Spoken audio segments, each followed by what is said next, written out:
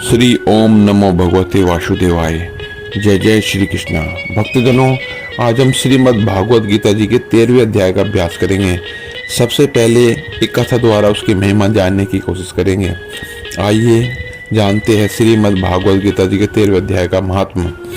श्री महादेव जी कहते हैं, हे पार्वती, अब 13वें अध्याय का महात्मा सुनो। उसके सुनने से तुम बहुत प्रसन्न होगी। दक्षिण दिशा में तुंगभद्रा नाम की एक बहुत बड़ी नदी है। उसके किनारे हरिहरपुर नामक रमणीय नगर बसा हुआ है। वहाँ हरिहर नाम से साक्षात भगवान शिवजी विराजमान है, जिनके दर्शन मात्र से परम कल्याण की प्राप्ति होती है। हरिहरपुर में हरि दीक्षित नामक एक गोत्रीय ब्राह्मण रहते थे, जो तपस्या और स्वाध्याय में संलग्न और वेदों के पारगामी विद्वान थे। उनकी एक स्त्री थी, जिसे लोग दुराचारा कहकर पुकारते थे। इस नाम के अनुसार ही उसके कर्म भी थे। वह सदा पति को अनुचित वचन कहती थी। उसने कभी भी उनके साथ शयन नहीं किया। पति से संबंध रखने वाले जितने लोग घर पर आते, उन सबको डांटती भगाती थी और स्वयं कामों से उत्थित हो निरंतर व्यभिचारियों के साथ रमण किया करती थी तथा दूसरों अन्य इंसानों के साथ व्यभिचार करती थी, आचरण करती थी, विचरण करती थी। एक दिन नगर को इधर उधर आते देख, पूर्ववासियों से भरा देख, उसने निर्जन एवं दुर्गम वन में अपने लिए संकेत स्थान बना लिया। एक समय रात में किसी कामी को न पाकर वह घर के किवाड़ खोलकर नगर से बाहर संकेत स्थान में चली गई। उस समय उसका चित्त काम से मोहित हो रहा था। वह एक एक कुंज में तथा प्रत्येक वृक्ष के नीचे जा जाकर किसी प्रियतम की खोज करने लगी, किंतु उन सभी स्थानों पर उसका परिश्रम व्यर्थ गया। उसके प्रियतम का दर्शन नहीं हुआ। तब वह उस वन में नाना प्रकार की बातें कहकर विलाप करने लगी। चारों दिशाओं में घूम घूम कर वियोग जनित विलाप करती हुई उस स्त्री की आवाज सुनकर कोई सोया हुआ शेर जाग उठा और उछलकर उस स्थान पर पहुंचा जहां वह रो रही थी। उधर वह भी उसे आते देख किसी प्रेमी की आकांक्षा से उसके सामने खड़ी होने के लिए ओट से बाहर निकल आई। उस समय शेर ने आकर उसे नख रूपी बाणों से प्रहार से पृथ्वी पर गिरा दिया था। अपने नखूनों से उस पर आक्रमण किया। इस अवस्था में वह कठोर वाणी में चिल्लाती हुई पूछ बैठी, अरे शेर, तू किस लिए मुझे मारने के लिए आया है? पहले इन सारी बातों को बता, फिर मुझे मारना। उसकी इन बातों सुनकर प्रचंड पराक्रमी शेर क्षण भर के लिए उसे अपना ग्रास बनाने के लिए रुक गया और हंसता हुआ बोला, दक्षिण देश में मलापहा नामक एक नदी है। उसके तट पर मुनिपर्णा नगरी बसी हुई है। वहाँ पंचलिंग नाम से प्रसिद्ध साक्षात भगवान शिव शंकर निवास करते हैं। उसी नगरी में मैं ब्राह्मण कुमार होकर रहता था। नदी के किनारे अकेला बैठा था और जो यज्ञ के अधिकारी नहीं है, उन लोगों से भी यज्ञ कराकर उनका अन्न खाया करता था। इतना ही नहीं, धन के लोभ से मैं सदा अपने वेद पाठ के फल को भी बेचा करता था। मेरा लोभ यहाँ तक बढ़ गया था कि अन्य भिक्षुओं को गाली देकर हटा देता और स्वयं दूसरों को नहीं देने योग्य धन भी दिए ही हमेशा ले लिया करता था। ऋण लेने के बहाने मैं सब लोगों को छला करता था। तदंतर कुछ काल व्यतीत होने पर मैं बूढ़ा हुआ और मेरे बाल सफेद हो गए। आंखों से सुस्तनता दिखाई नहीं देता था और मुंह के सारे दांत गिर गए। इतने पर भी दान लेने की आदत नहीं छूटी। त्योहार आने पर प्रतिग्रह के लोभ से मैं हाथ में कुश लिए तीर्थ के समीप चला जाया करता था। तत्पश्चात जब मेरे सारे अंग शिथिल हो गए, तब एक बार मैं कुछ धूर्त ब्राह्मणों के घर पर मांगने खाने के लिए गया। उसी समय मेरे पैर में कुत्ते ने काट लिया। तब मैं मूर्छित होकर क्षण भर में पृथ्वी पर गिर गया। मेरे प्राण निकल गए। उसके बाद मैं इसी शेर योनि में उत्पन्न हुआ। तब से इस दुर्गम वन में रहता हूँ तथा मैं अपने पूर्व पापों को याद करके कभी धर्मिष्ठ ब्रह्मा, यति साधु पुरुष और सती स्त्रियों को मैं नहीं खाता हूँ, पापी, दुराचारी तथा उल्टा स्त्रियों को ही अवश्य अपना भोजन बनाता हूँ। अतः उल्टा होने के कारण तू अवश्य ही मेरा ग्रास बनेगी। यो कहकर वह कठोर अपने नाखूनों से उसे शरीर के टुकड़े टुकड़े करके खा गया। इसके बाद यमराज के दूत उस पापनी को संयमनीपुरी में ले गए। वहां यमराज की आज्ञा से उन्होंने अनेक बार उसे विष्ठा, मूत्र और रक्त से भरे हुए भयानक कुंडों में गिराया। करोड़ों कल्पों तक उसमें रखने के बाद उसे वहां से ले जाकर 100 मनवंत रो तक रोवर नरक में रखा। फिर चारों ओर मुख करके दीन भावना से रोती हुई पापनी को वहां से खींचकर दहना नन नामक नगर में गिराया। उस समय उसके केस खुले हुए थे और शरीर भयानक दिखाई देता था। इस प्रकार घोर नरक यातना भोग चुकने पर वह महापापनी इस लोक में आकर चांडाल योनि में उत्पन्न हुई। चांडाल के घर भी वह प्रतिदिन बढ़ती हुई पूर्व जन्म के अभ्यास से पूर्वक पापों में प्रवृत्त रही। फिर उसे कोढ़ और राज यक्षमा का रोग हो गया, नेत्रों में पीड़ा होने लगी। फिर कुछ काल के पश्चात वह पुनः अपने निवास स्थान हरिहरपुर को गई, जहाँ भगवान शिव के अंतपुरी की स्वामिनी जग काम देवी विराजमान है। वहां उसने वासुदेव नामक एक पवित्र ब्राह्मण का दर्शन किया, जो निरंतर गीता जी के 13वें अध्याय का पाठ करता था। उसके मुख से गीता का पाठ सुनते ही वह चांडाल शरीर से मुक्त हो गई और दिव्य देह धारण करके स्वर्गलोक में चली गई। जय श्री कृष्णा। श्री ओम नमो भगवते वासुदेवाय। तो भक्तजनों, ये था श्रीमद् भागवत गीता जी के 13वें अध्याय का महिमा का फल। इसके फल सुनने मात्र से कितना फल मिलता है, यह आपने सुना। आइए अब हम श्रीमद् भागवत गीता जी के 13वें अध्याय को पढ़ने का अभ्यास करते हैं। श्री भगवान जी बोले, हे अर्जुन, यह शरीर क्षेत्र कहा गया है। क्षेत्र अर्थात जैसे खेत में बोए हुए बीजों का उनके अनुरूप फल समय पर प्रकट होता है, वैसे ही बोए हुए कर्मों के संस्कार रूप बीजों का फल समय पर प्रकट होता है, इसलिए इसका नाम क्षेत्र कहा गया है। और इसको जो जानता है उसको क्षेत्रज्ञ, ऐसा उनके तत्व को जानने वाले ज्ञानी जन कहते हैं। और हे अर्जुन, तू सब प्रकार क्षेत्रों में क्षेत्रज्ञ था, जीवात्मा को भी मेरे को ही जान। और क्षेत्रज्ञ का अर्थात विकार रहित प्रकृति का और पुरुष का जो तत्व से जानता है वह ज्ञान है, ऐसा मेरा मत है। इसलिए वह क्षेत्र है और जैसा है तथा जिन विकार वाला है और जिस कारण से हुआ है, वह क्षेत्रज्ञ भी जो है और जिस प्रभाव वाला है, वह सब संक्षेप में मेरे से सुन। यह क्षेत्र और क्षेत्रज्ञ का ज्ञान ऋषियों द्वारा बहुत प्रकार से कहा गया है, अर्थात समझाया गया है, और नाना प्रकार के वेद मंत्रों से विभाग पूर्वक कहा गया है तथा अच्छी प्रकार निश्चय किए हुए युक्ति युक्त ब्राह्मण सूत्रों के पदों द्वारा भी वैसे ही कहा गया है। हे अर्जुन, वही मैं तेरे लिए कहता हूँ कि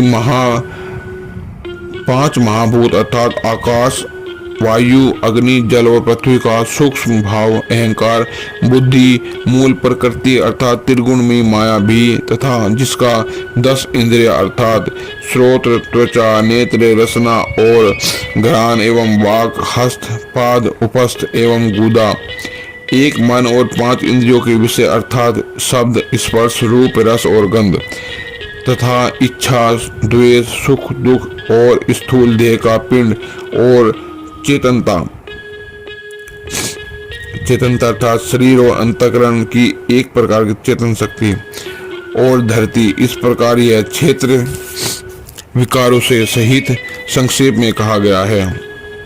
हे अर्जुन, श्रेष्ठता के अभिमान का भाव, दंभाचरण का भाव, प्राणी मात्र को किसी प्रकार भी न सताना और क्षमा भाव तथा मन वाणी की सरलता, श्रद्धा भक्ति सहित गुरु की सेवा, बाहर भीतर की शुद्धि, अंतःकरण की स्थिरता, मन और इंद्रियों सहित शरीर का निग्रह, इस लोक और परलोक के संपूर्ण भोगों में आसक्ति का भाव, अहंकार का भी अभाव, जन्म मृत्यु जरा और रोग का आदि में दुख सुख दोषों का बारंबार विचार करना, पुत्र, स्त्री, घर और धन आदि में आसक्ति भाव और ममता का न होना तथा प्रिय और अप्रिय की प्राप्ति में सदा चित्त का एक समान रहना और मन के अनुकूल और प्रतिकूल के प्राप्त होने पर हर्ष और शोक विकारों का न होना, मुझ परमेश्वर में एक ही भाव स्थिति रूप ध्यान योग के द्वारा अविचारणी भक्ति तथा एकांत और शुद्ध देश में रहने का स्वभाव, विषयासक्त मनुष्यों के समुदाय में प्रेम का न होना तथा अध्यात्म ज्ञान में नित्य स्थिति और तत्व ज्ञान के अर्थरूप परमात्मा को सर्वत्र देखना, यह सब तो ज्ञान है और जो इसके विपरीत है वह ज्ञान है। ऐसे कहा गया है केवल एक सर्वशक्तिमान परमेश्वर को ही अपना स्वामी मानते हुए स्वार्थ और अभिमान का त्याग करके श्रद्धा और भाव सहित परम प्रेम से भगवान का निरंतर चिंतन करना अविचारणी भक्ति होती है। जिस ज्ञान के द्वारा आत्म वस्तु और अनात्म वस्तु जानी जाए उस ज्ञान का नाम अध्यात्म ज्ञान है। हे श्री राम। हे अर्जुन, जो जानने के योग्य है तथा जिसको जानकर मनुष्य परमानंद को प्राप्त होता है उसको अच्छे प्रकार कहूँगा। वह आदि रहित परम ब्रह्म अकथनीय होने से भी न सत कहा जाता है और न असत ही कहा जाता है, परंतु वह सब ओर हाथ पैर वाला एवं सब ओर से नेत्र, सिर और मुख वाला है तथा सब ओर से श्रोत्र वाला है, क्योंकि वह संसार में सबको व्याप्त करके स्थित है और संपूर्ण इंद्रियों के विषयों को जानने वाला है, परंतु वास्तव में सब इंद्रियों से रहित है और आसक्ति और गुणों से अतीत हुआ भी अपनी योग माया से सबको धारण पोषण करने वाला और गुणों को भोगने वाला है। वह परमात्मा चराचर सब भूतों के भार भीतर परिपूर्ण है। आकाश जिस प्रकार वायु, अग्नि, जल और पृथ्वी का कारण रूप होने से उनको व्याप्त करके स्थित है, वैसे ही परमात्मा भी सबका कारण रूप होने से संपूर्ण चराचर को जगत में व्याप्त करके स्थित है। वह परमात्मा चराचर सब भूतों के भार भीतर परिपूर्ण है और चर अचर रूप भी वही है। वह सूक्ष्म होने से अविज्ञेय है तथा अति समीप में और दूर में भी वही स्थित है। जैसे सूर्य की किरणों में स्थित हुआ जल सूक्ष्म होने से ऐसा मनुष्यों के जानने में नहीं आता, वैसे ही सर्वव्यापी परमात्मा भी सूक्ष्म होने से साधारण मनुष्यों के जानने में नहीं आता। वह परमात्मा सर्वत्र परिपूर्ण और सबका आत्मा होने से अत्यंत समीप है। श्रद्धा रहित अज्ञानी पुरुष के लिए न तो जानने के लिए बहुत दूर है, जैसे महाकाश भाग रहित स्थित हुआ भी घोड़ों में पृथक पृथक सदृश प्रतीत होता है, वैसे ही परमात्मा सब भूतों में एक रूप से स्थित हुआ पृथक पृथक प्रतीत होता है। वह विभाग रहित एक रूप से आकाश के सदृश परिपूर्ण हुआ भी चराचर संपूर्ण भूतों में पृथक पृथक के सदृश प्रतीत होता है तथा वह जानने योग्य परमात्मा विष्णु रूप से भूतों को धारण पोषण करने वाला है और रुद्र रूप से संग्रह करने वाला है, संहार करने वाला है, ब्रह्म रूप से उत्पन्न करने वाला है। वह ब्रह्म ज्योति का भी ज्योति एवं माया से अति परे कहा जाता है तथा वह परमात्मा बोध रूप और जानने के योग्य है एवं तत्व ज्ञान से प्राप्त होने वाला वह सबके हृदय में स्थित है। हे अर्जुन, इस प्रकार क्षेत्र का तथा ज्ञान का और जानने योग्य परमात्मा का स्वरूप संक्षेप में कहा गया है। इसको तत्व से जानकर मेरा भक्त मेरे स्वरूप को प्राप्त होगा। हे अर्जुन, प्रकृति और त्रिगुणमयी मेरी माया और जीवात्मा अर्थात क्षेत्रज्ञ, इन दोनों को ही तू अनादि जान और राग द्वेष आदि विकारों को तथा त्रिगुणात्मक संपूर्ण पदार्थों को भी प्रकृति से ही उत्पन्न जान, क्योंकि कार्य और करण के उत्पन्न होने से प्रकृति कही जाती है और जीवात्मा सुख दुख के भोगने के अपने अर्थात भोगने में हेतु कहा जाता है, परंतु प्रकृति में स्थित हुआ पुरुष प्रकृति से उत्पन्न हुए त्रिगुणात्मक एवं सब पदार्थों को भोगता है और इन गुणों का संग ही इस जीवात्मा के अच्छी बुरी योनियों में जन्म लेने में कारण है। वास्तव में यह पुरुष इस देह में स्थित हुआ भी अर्थात त्रिगुणमयी माया के सर्वथा अतीत है। केवल साक्षी होने से, उपद्रष्टा एवं यथार्थ सम्मति देने होने से, अनुमत्ता एवं सबको धारण करने वाला होने से, भर्ता जीव रूप से भोक्ता ब्रह्म आदि का भी स्वामी होने से, महेश्वर और शुद्ध परम परमेश्वर होने से भी परमात्मा ऐसा कहा गया है। इस प्रकार पुरुष को गुणों के सहित प्रकृति का जो मनुष्य तत्व से जानता है, दृश्य मात्र संपूर्ण जगत माया का कार्य होने से क्षणभंगुर नाशवान जड़ एवं नित्य है। वो जीवात्मा नित्य चेतन निर्विकार और अविनाशी एवं शुद्ध बोध रूप परम परमेश्वर परमात्मा का ही सनातन अंश है। इस प्रकार समझकर संपूर्ण माइक पदार्थों के संग का सर्वदा त्याग करके परम पुरुष परमात्मा में ही एक ही भाव नित्य स्थित रहने का नाम तत्व से जानना है। वह सब प्रकार से बरतता हुआ भी फिर भी नहीं जन्मता अतः पुनर्जन्म को प्राप्त नहीं होता। हे अर्जुन, उस परम पुरुष परमात्मा को कितने ही मनुष्य तो शुद्ध हुई सूक्ष्म बुद्धि से ध्यान के द्वारा हृदय में देखते हैं तथा अन्य कितने ही ज्ञानियों के द्वारा देखते हैं और अपर कितने ही निष्काम कर्मयोग के द्वारा देखते हैं, परंतु इसमें दूसरे अर्थात जो मन बुद्धि वाले पुरुष है वे स्वयं इस प्रकार नहीं जानते हुए दूसरों से अर्थात तत्व के जानने वाले पुरुषों से सुनकर ही उपासना करते हैं। अर्थात उन पुरुषों के कहने के अनुसार ही श्रद्धा रही तत्व पर वे साधन करते हैं और वे सुनने के प्राण हुए पुरुष भी मृत्यु रूप संसार सागर को निसंदेह तर जाते हैं। हे अर्जुन, यावन मात्र जो कुछ भी स्थावर जड़ वस्तु उत्पन्न होती है और उन संपूर्ण को तू क्षेत्र और क्षेत्रज्ञ के संयोग से ही उत्पन्न जान। अर्थात प्रकृति और पुरुष के परस्पर संबंध से ही संपूर्ण जगत की स्थिति है। वास्तव में तो संपूर्ण जगत नाशवान और क्षणभंगुर होने से अनित्य है।